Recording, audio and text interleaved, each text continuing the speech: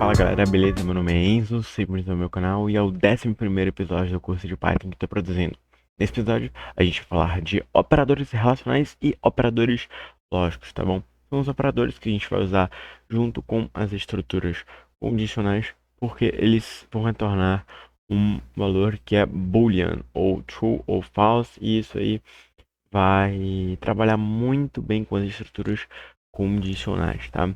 Olhando aí, dando aquela olhadinha básica aí, deve dar para saber mais ou menos o que cada um faz, mas nada melhor do que aprender com exemplos. Então vamos lá, começando por operadores relacionais. Eu criei um exemplozinho básico aqui e eu acho que vai dar para a gente entender muito bem o que é que os operadores relacionais fazem e o que eles representam, tá bom? Vamos começar aqui falando do primeiro exemplinho, tá? Eu criei uma variável aqui, A e B. A vale 10 e B vale 20, tá bom? Pra gente fazer essa lógica aqui. Primeiramente, caso você não lembre, este sinal na matemática significa maior que. Então, o que que a gente está querendo verificar aqui? Se A é maior do que B. A é maior do que B.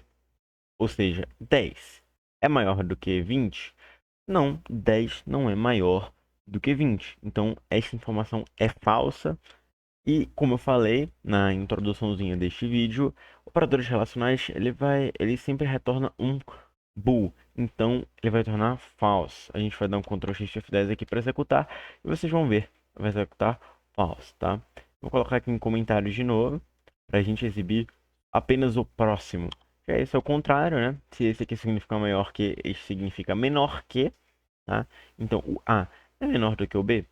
1 é menor do que B, 10 é menor do que 20. Ctrl Shift F10 para a gente provar isso, e ele retorna um true, tá? Isso aqui nada de novo, né? Porque você provavelmente lembra disso da matemática, assim como esse aqui que a gente viu nos episódios anteriores, mas nunca é demais relembrar, né? Talvez você tenha estranhado um pouquinho esse terceiro exemplo. O que é que isso aqui significa? Tem um sinal de menor, mas também tem um igual, e é justamente isso que significa. Caso A seja menor ou igual a B. Então, se ele for menor, isso aqui retorna true. Se ele for igual, isso também retorna true, tá bom? Ctrl Shift F10 aqui para ver. E vai retornar um true porque a gente sabe que A é menor do que B.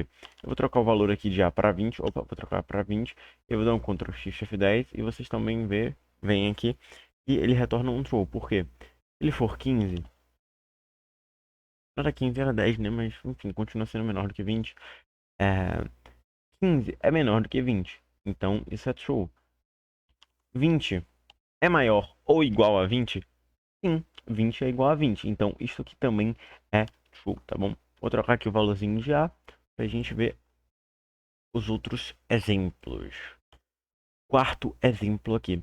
Como este é menor ou igual, este é maior ou igual. Então, a lógica permanece a mesma. A gente vai ver aqui um false sendo executado porque o A não é maior ou igual a 20. Como eu disse, se eu colocasse 20 aqui, ele ia retornar true. Assim como, olha que comportamento interessante. Vou colocar esses dois exemplos aqui. A gente percebe que eles têm o mesmo valor, então eles retornam true, tá?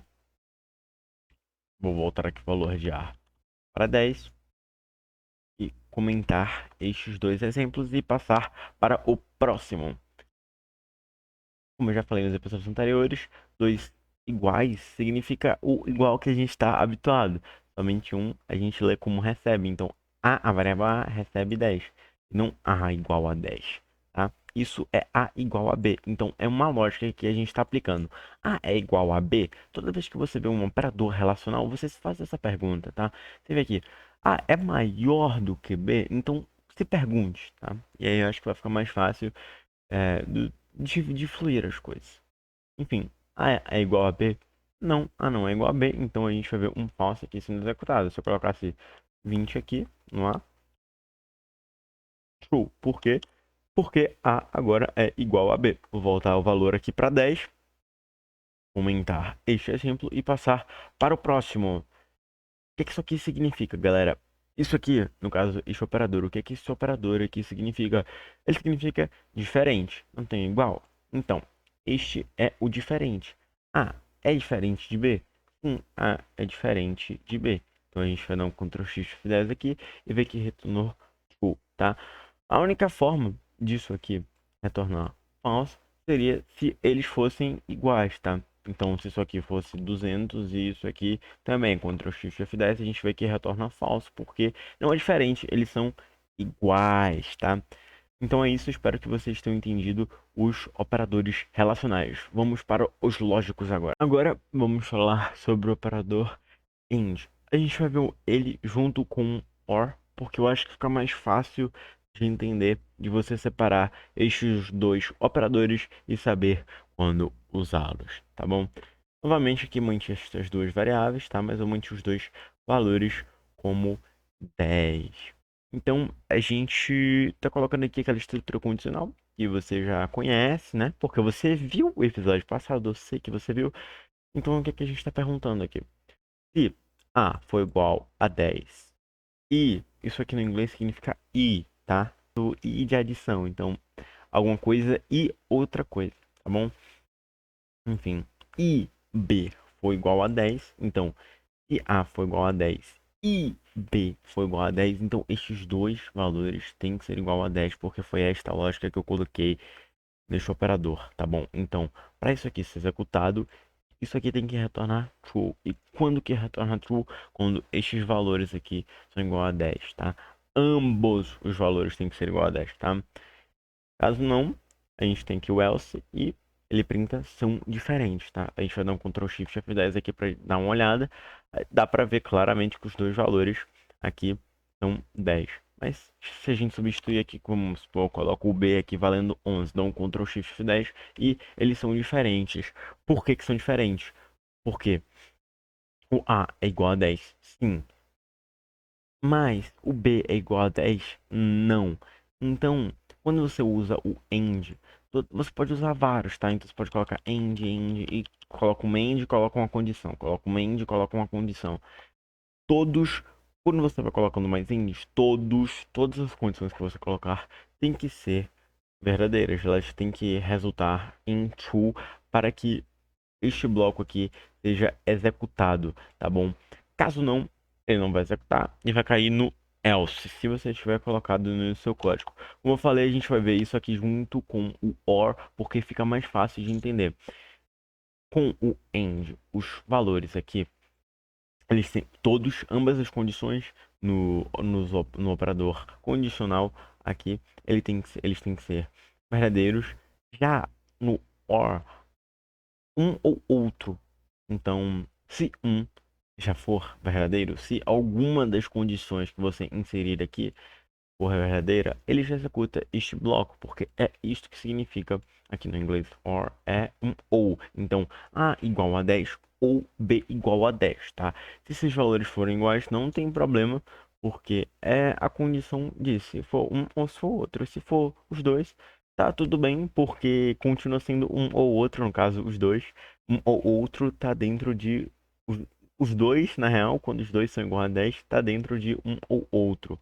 Então, acho que foi um pouco confuso o que eu falei, então vamos dar um Ctrl Shift F10 aqui pra gente ver isso na prática. Então eu vou apagar este aqui pra não atrapalhar, vou executar de novo para assumir o print passado. Então, algum dos valores é igual a 10. Por quê? Vocês conseguem ver que o B aqui, no caso, vale 11, mas o A vale 10. Então, o A vale 10 ou o B vale 11? Sim, isso é verdadeiro. Por quê? Porque o A vale 10. O B não vale 10, mas o A sim. Por isso que isso aqui é verdadeiro, tá? Como eu falei anteriormente, há uns segundinhos atrás, os dois forem 10, então ele também se encaixa nesta condição aqui, ou um ou outro, e isso aqui também vai ser executado, tá? Caso os dois sejam diferentes de 10 aqui, aí vocês podem ver, ele vai cair no else e vai printar. Nenhum dos valores é igual a 10. Agora a gente vai ver o operadorzinho NOT, tá bom? Ele basicamente inverte a condição, tá? A única diferença a gente vai usar depois do if, a gente vai usar depois do if este not aqui, mas a gente também pode usar depois de qualquer operador. Então, se for um end not, tá valendo. Se for um... Só não pode usar not, né? Porque aí não vai fazer sentido. Se você pode usar or not, and not, not in. O que é que o not faz? Ele basicamente inverte o valor da condição. Então, A é igual a 20. Esquece o not aqui por enquanto, tá? A é igual a 20. Não, A não é igual a 20. Só que isso aqui está invertendo a condição. Então, o, ele, a pergunta que você deve fazer ao ler esse tipo de condição é a seguinte: A não é igual a 20, porque o not ele tem esse papel, ele inverte a condição, tá? Então, o A não é igual a 20. Sim, ele não é igual a 20, porque o A é 99, tá? Então eu vou executar, ele vai executar o print aqui também da segunda condição que eu coloquei, que eu já vou explicar, mas só liguem para a primeira, tá? A que eu vou marcar, é esta aqui, tá?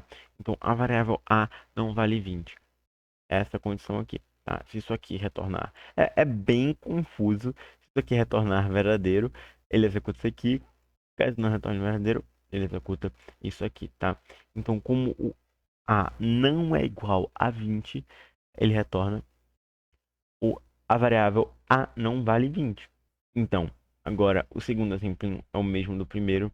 Se B não é igual a 2. Então, se isso aqui retornar verdadeiro, ou seja, se B não for igual a 2, no caso B é igual a 2, então isso aqui vai retornar falso, então ele não vai, isso aqui não vai ser printado. O else vai entrar agora, porque isso aqui retornou falso, ele vai cair aqui. A variável B vale 2, vamos dar um Ctrl Shift F10 aqui, como eu falei, isso aqui vale ao primeiro exemplo, isso aqui ao segundo, então, como eu falei, a variável B vale 2. Agora vamos falar do operadorzinho tá? Ele é bem simplesinho.